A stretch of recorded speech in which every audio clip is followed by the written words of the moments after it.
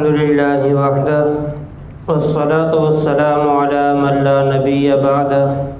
أما بعد فأعوذ بالله من الشيطان الرجيم بسم الله الرحمن الرحيم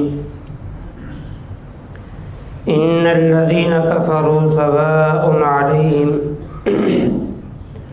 أأنذرتهم أم لم تنذرهم لا يؤمنون ختم الله على قلوبهم وعلى سمعهم وعلى أبصارهم غشاوة ولهم عذاب عظيم صدق اللہ العظیم۔ بے شک وہ لوگ جنہوں نے کفر اختیار کیا برابر ہے کہ آپ ان کو ڈرائیں یا نہ ڈرائیں وہ ایمان نہیں لائیں گے۔ اللہ تعالیٰ نے ان کے دلوں پر اور ان کی آنکھوں پر مہر لگا دی ہے اللہ تعالیٰ نے ان کے دلوں پر اور ان کے کانوں پر مہر لگا دی ہے اور ان کی آنکھوں پر پردے ہیں اور ان کے لیے دردناک عذاب ہے۔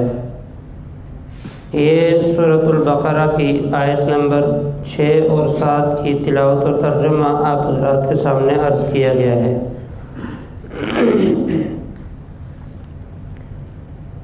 گزشتہ آیات میں 2 باتیں بیان ہوئی ہیں۔ نمبر 1 قرآن پاک کا سراپا ہدایت ہونا، نمبر 2 کہ اس میں کوئی شک و شبہ کی گنجائش نہیں، اور نمبر 3 بات متقین اور اہل ایمان کی صفات کا ذکر تھا، اور ان کے بعد اللہ تعالیٰ نے ان کے لیے جو انعام کے طور پر اعلان فرمایا کہ دنیا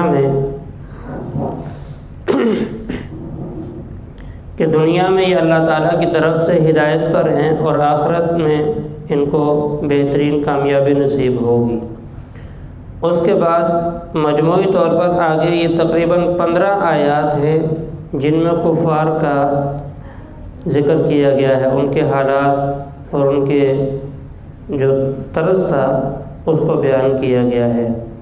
ان میں سے چونکہ کفار 2 طرح کے ہیں، بعض کفار وہ تھے کہ جو اپنے کفر کا اظہار بھی اعلانیہ طور پر کرتے تھے کہ اے پیغمبر صلی اللہ علیہ وسلم ہم آپ کی بات کو نہیں مانتے، ہم آپ کو اپنا نبی اور رسول نہیں مانتے۔ بعض تو وہ لوگ تھے، اور بعض ایسے تھے کہ جو اپنے کفر کا اظہار نہیں کرتے تھے، دل میں تو کفر تھا لیکن جب آپ صلی اللہ علیہ وسلم کی مجلس میں بیٹھتے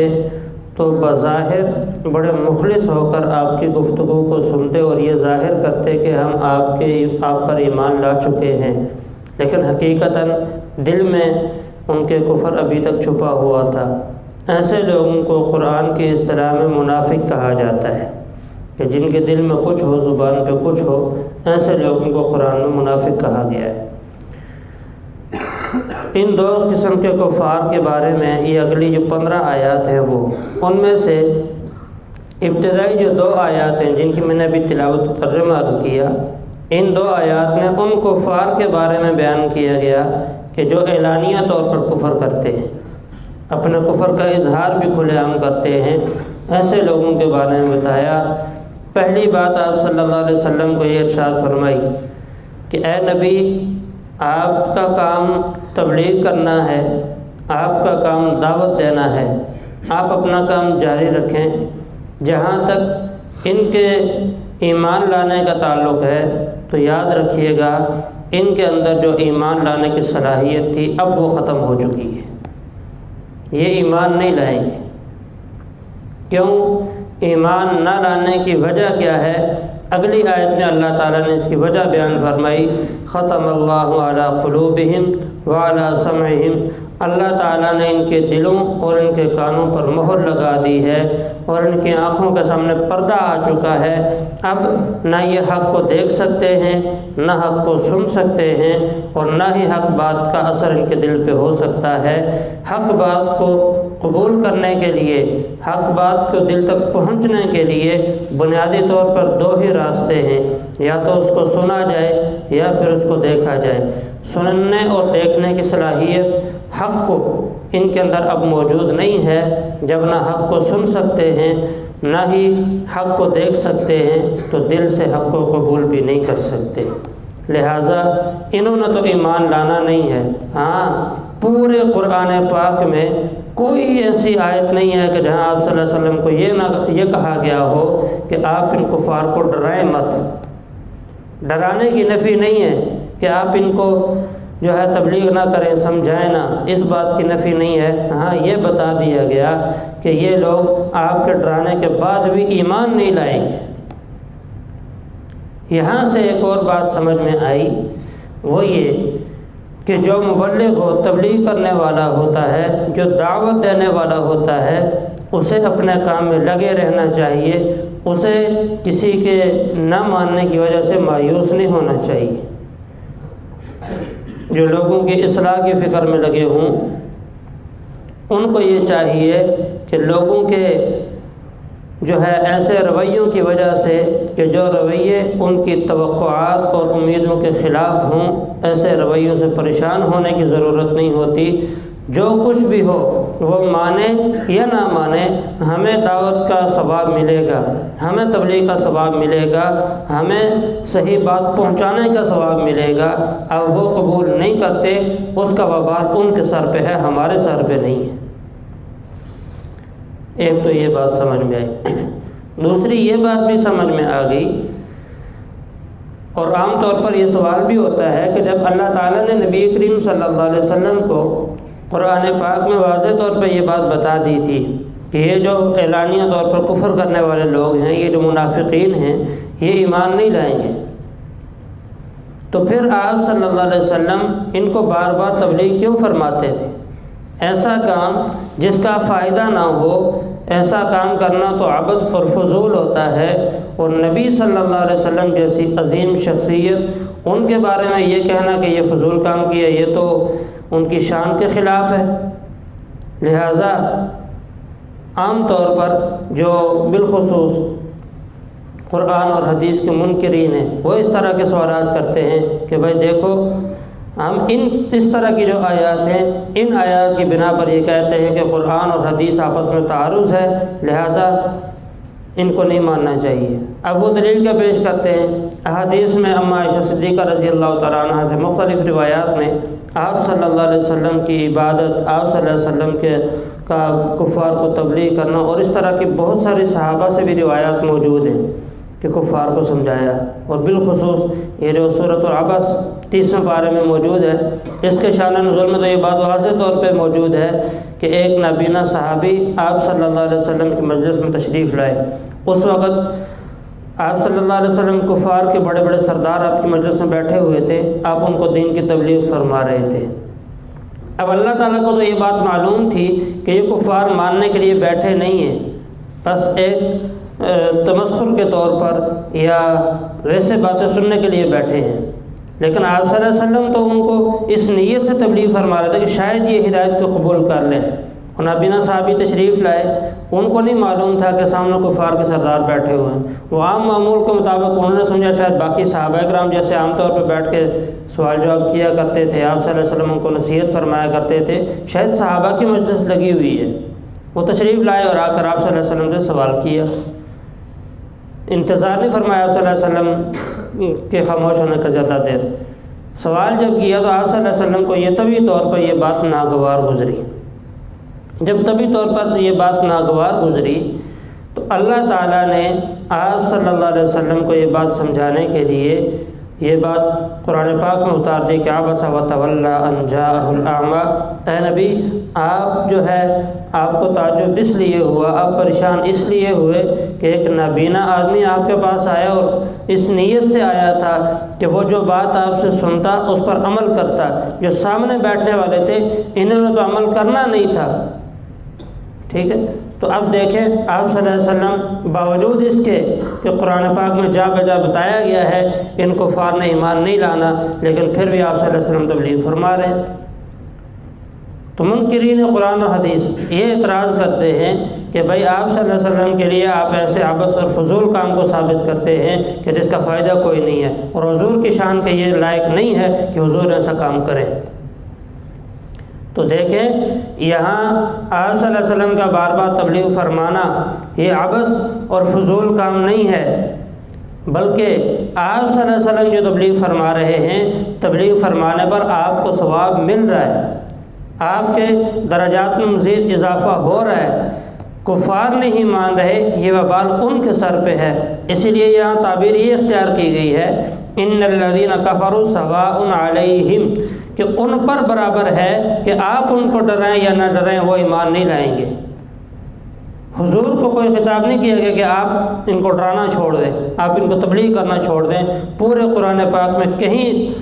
ایسی آیت میں نہیں موجود کہ جس میں آپ صلی اللہ علیہ وسلم کو یہ کہا گیا ہو کہ انہوں نے تو ایمان لانا نہیں ہے لہذا آپ ان کو ڈرائیں نہیں۔ تو یہ اعتراض بالکل جو ہے تو فضول اور بے جا ہے کہ آپ صلی اللہ علیہ وسلم نے کفار کو بار بار کیوں ڈرایا جبکہ ان کے ایمان نہ لانے کا بارے میں اللہ تعالیٰ نے آپ کو بتا دیا تھا۔ ایک تو یہ بات۔ دوسری یہ بات سمجھیں کہ دو چیزوں کے بارے میں اللہ تعالیٰ نے جب ذکر فرمایا تو لفظ ایک ارشاد فرمایا، اور ایک چیز کا جب تذکرہ آیا تو لفظ تبدیل کر کے ارشاد فرمایا۔ یاتان ختم اللہ علی قلوبہم وعلی سمعہم، جب دل اور کانوں کی بات آئی تو مہر لگانے کی بات کی، اور جب آنکھوں کی بات کی تو پردہ لگانے کی بات کی۔ وجہ کیا ہے؟ مفتی اعظم پاکستان حضرت مفتی شفیع صاحب رحمۃ اللہ علیہ نے مؤلف القرآن میں لکھا ہے، فرماتے ہیں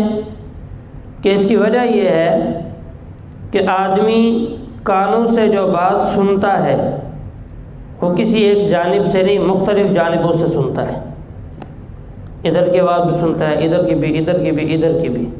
آگے کی بھی، پیچھے کی بھی، لیکن آنکھ سے دیکھتے ہم کہاں ہیں؟ جو چیز ہمارے سامنے ہو، جو ہمارے پیچھے ہے ہم اسے دیکھ نہیں سکتے۔ اسی طرح دل ہے تو دل میں بات پہنچنے کے لیے، اس میں نے ابھی بات عرض کی کہ حق بات کو قبول کرنے کے لیے بنیادی طور پر دو راستے ہیں، ایک آنکھیں ہیں اور ایک کان ہے، ٹھیک ہے؟ تو دل میں جو بات پہنچتی ہے اس کے بھی مختلف راستے ہیں، لہٰذا مختلف راستے بند کرنے کی ضرورت نہیں ہے، وہ راستے جہاں جا کے ختم ہوتے ہیں اس جگہ پہ مہر لگا دی، اب ان راستوں سے چاہے جو چیز بھی جائے وہ منزل مقصود تک پہنچ نہیں سکتی۔ اور آنکھوں سے ہم چونکہ ایک جانب دیکھتے ہیں، اس لیے جب آنکھوں کے سامنے پردہ آ جائے گا تو پیچھے تو ہمیں ویسے بھی نظر نہیں آتا، جب سامنے پردہ لگ جائے سامنے بھی نظر کچھ نہیں آتا۔ اس لیے یہ تعبیر کا فرق ہے کہ کانوں سے بھی مختلف جہات سے بات سنی جاتی ہے، دل میں بھی مختلف جہات سے بات جاتی ہے، لیکن جو ہم دیکھتے ہیں ایک ہی جہت یعنی سامنے کی طرف دیکھتے ہیں، پیچھے کی جانب دیکھ نہیں سکتے، اس لیے آنکھوں پہ صرف پردے کی بات کی ہے اور دل اور کانوں پر مہر لگانے کی بات کی ہے۔ تو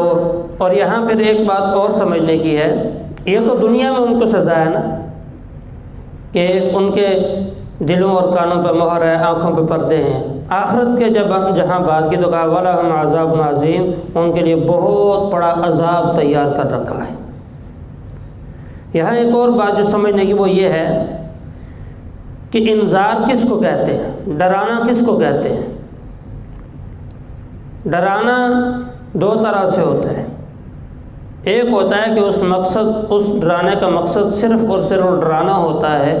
اور ایک ہوتا ہے ڈرانے کا مقصد شفقت، پیار، محبت ہوتا ہے۔ جیسے ہمارے ہاں چھوٹے بچے ہوتے ہیں تو ان بچوں کو جب نیچے زمین پہ کھیل رہے ہوں یا ویسے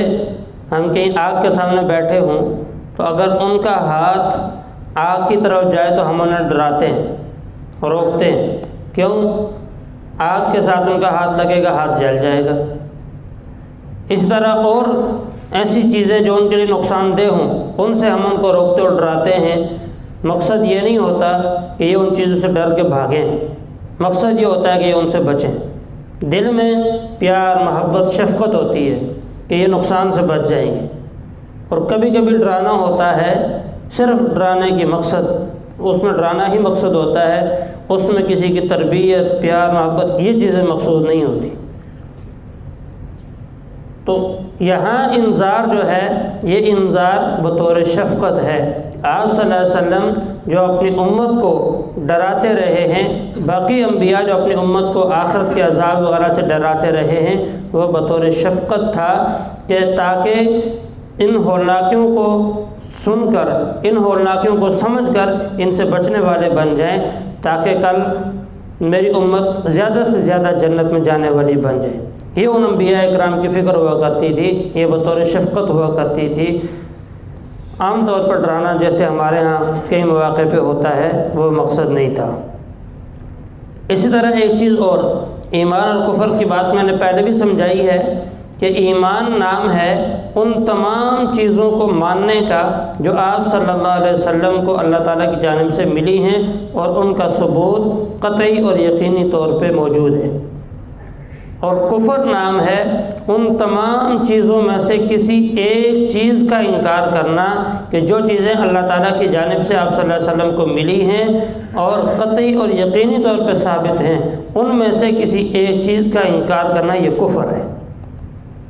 پھر کفر کی آگے مختلف قسمیں بن جاتی ہیں، انشاءاللہ وہ کل کے درس میں عرض کی جائیں گی۔ اللہ تعالیٰ ہم سب کو توفیق عمل نصیب فرمائے۔